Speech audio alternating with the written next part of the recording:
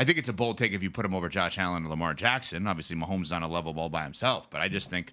I mean, people were putting Joe Burrow over Patrick Mahomes because Burrow beat Mahomes once upon a time, and Burrow did not have the benefit of Andy Reid as his head coach. Right. Right? The head coach for the Cincinnati Bengals is perceived as something that Joe Burrow has to overcome. So, I mean, it's crazy because we'll assign a level of competency, a level of success to Joe Burrow because of the head-to-head win to Patrick Mahomes that we won't give to Jalen Hurts. Which is crazy because Jalen Hurts won a Super Bowl against the Chiefs handily and outplayed Patrick Mahomes arguably in the other one that they lost. And I know that now we're looking at Nick Sirianni differently because he's won a Super Bowl and he just got an extension from Philadelphia. But for a long time, a lot of people didn't really know exactly what he did well. Yeah. And so we give Joe Burrow credit for maybe not knowing exactly what Zach Taylor did well in the beginning. Now a lot of people think he's a really good coach, but we didn't do the same thing for Jalen Hurts and Nick Sirianni before people thought Sirianni was a good coach. And now it's indisputable that he deserved the contract extension, which absolutely. He got yesterday. It's indisputable that the Western Conference Finals start tonight. You can catch all the NBA playoffs on ESPN Radio, postseason action on ESPN Radio and the ESPN app, presented by Indeed. We have two megastars going head to head. No, we don't. We have one megastar and one really good player who is a star. Who's who? Ant is the megastar. You keep shading SGA. You try to pretend that I'm the only one. Is he a megastar? No. Come on, I'm stating the obvious. He's not a megastar. He has an opportunity now to become one. Is Ant a megastar? Yes. Yes. Because Anthony Edwards is. He's got iced tea in his sneaker commercials. Like he's the face of so many different brands out there. He's on every commercial break. Randy Orton is calling him the legend killer. I mean, because that's what he's done. It's an apt title, right? He's taken out Kevin Durant. He's taken down Jokic, LeBron, Luka, Steph. Did you just make a wrestling reference? Of course I did. I'm a wrestling girl now. You just dropped. I literally thought I heard that incorrectly. I'm like, Randy Orton.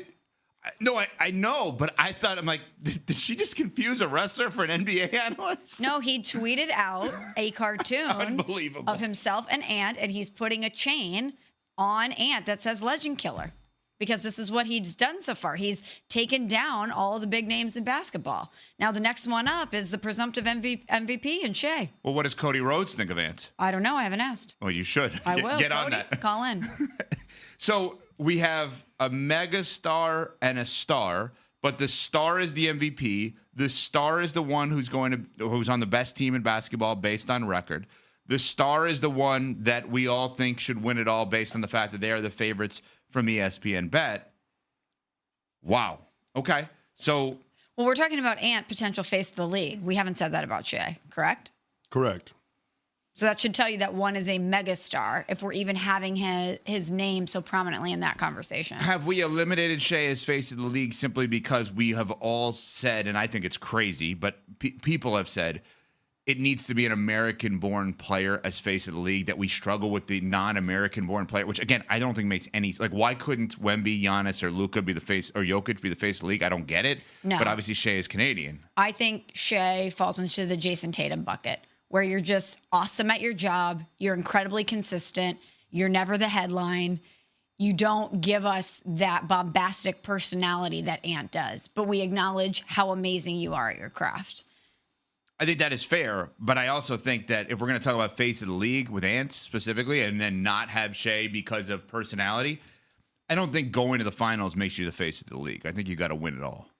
And I don't think just because he's a giant killer with all these guys on the resume, as you said, Randy Orton was making reference to, you still got to win it all because what happened. Sure, but the biggest challenge for him winning it all would be getting through the Western Conference Finals. No, whatever team he inevitably faces coming out of the East, we would consider inferior to what we've got from OKC this year. Is that fair to say? Mm-hmm. So this no, is I don't think so. You don't think so? I'll tell you why. I think this playoff has been flipped upside down. My assumption of, well, you're going to have to go through Boston or Cleveland, it's just not true. Oh, we're going to have LeBron or Steph. One of them is going to hang around for a little bit. That's just not true, right? So I think on the surface, we could sit here today and say, we assume that if Oklahoma City gets past Minnesota, that is their toughest matchup. But you, CC, have said all along, why are we just dismissing Indiana? And you kind of just dismiss Indiana. So I would just take a step back and say, we think so? We're not positive. I'm not dismissing Indiana. What I will say is the Oklahoma City Thunder seem like the most well-balanced team that's remaining in the playoff field. Right. I understand that. Hard stop. Yeah, they I get had that. 68 wins in the regular season. So I look at the potential barriers to the Timberwolves winning the championship, and it feels like this is the biggest obstacle. It feels like this is the biggest hurdle. Yeah. What if they play Giannis in the Knicks? Oh, he's not on the Knicks yet. Everybody's already penciling him in that the Knicks have won a title and they got Giannis. Wow. Just saying. Anti-New York over there. I'm not anti-New York. You are anti-New York. You're anti-Knicks. How can I be? No, I'm the only one who picked the Knicks. I just think it's funny that we're already having conversations about Giannis to the Knicks, and the Knicks are in the Eastern Conference Finals. I'm just saying. I think, to me, I get what you're saying. I think Ant has to win it all to be the face of the league.